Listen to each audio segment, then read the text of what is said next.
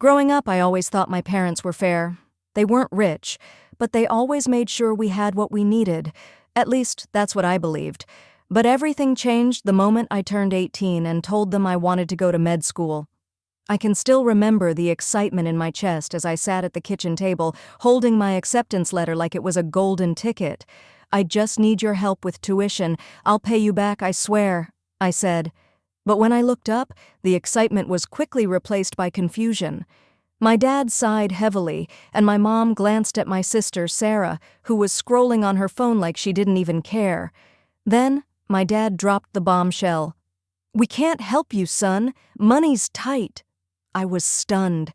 I knew money was sometimes tight, but they always managed somehow. I looked at them, struggling to understand. "But you helped Sarah with her college fees last year." That's when my mom's cold final words hit me like a slap. "Your sister needed help, and we've been saving for other expenses." I felt the sting, but before I could say anything, Sarah, sitting there with her face glued to her phone, added, "It's not like you have to go to med school. You could do something cheaper, like IT or business." Like IT or business. That was when the anger started bubbling inside me. I wasn't asking for luxury. I was asking for a shot at a future, and it felt like they didn't care. That night, I was hit with another bombshell.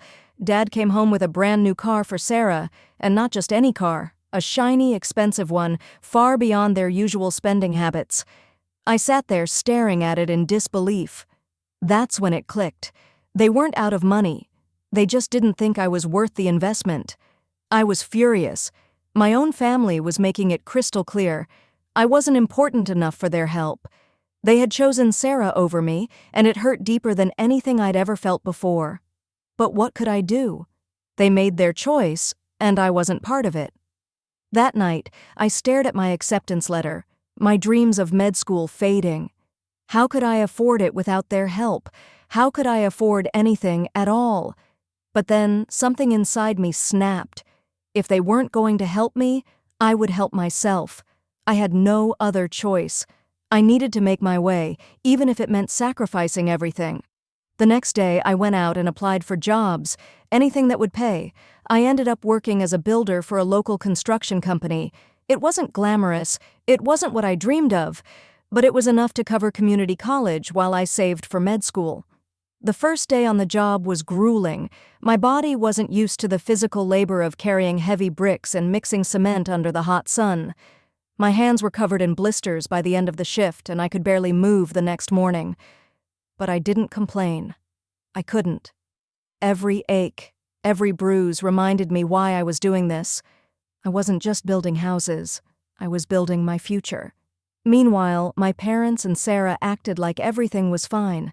Dad would boast about Sarah's new car, and Mom would ask when I was getting serious about a career. What was I supposed to say? I'm working my ass off for this. But they didn't understand. They never would. I didn't need them to.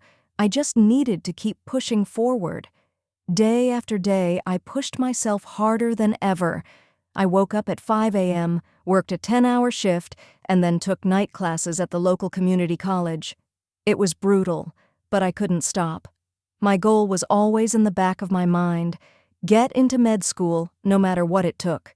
At work, the older guys would joke around, asking why a kid like me was there instead of college. "What's a kid like you doing here?" They'd laugh as I wiped sweat from my face. "I'm working my way there," I'd say, and that usually shut them up. But it wasn't just the physical work that was tough.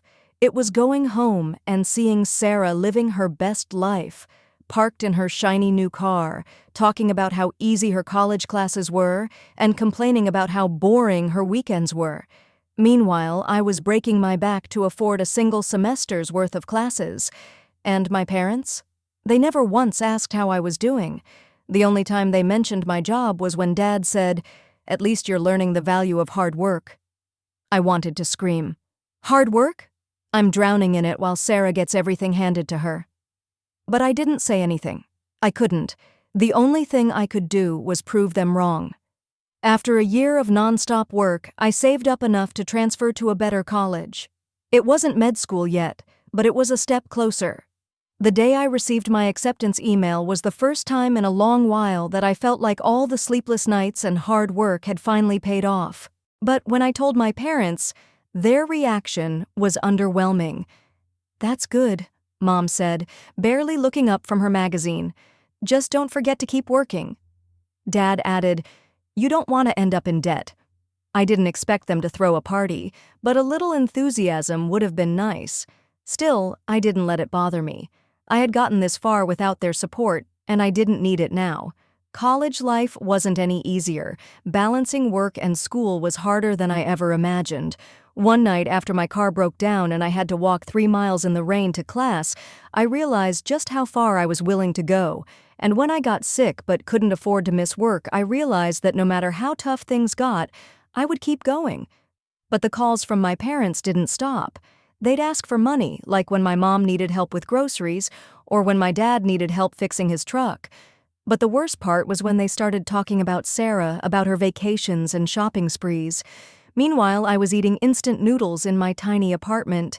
And then it happened again, just when I thought things couldn't get worse. My dad called. His voice was quiet, apologetic. "I just wanted to say that I wish things hadn't gone this way," he said. "We didn't mean to make you feel like you didn't matter." I waited for the inevitable "but," and of course, it came. "But Sarah needed us," he added. "We did what we thought was best at the time." At that moment, I realized that they were never going to change. But what happened next? You won't believe it. The truth about family loyalty, betrayal, and a decision that would change everything. Want to hear the shocking conclusion? Then hit that subscribe button now. Trust me, you don't want to miss the twist that will leave you speechless.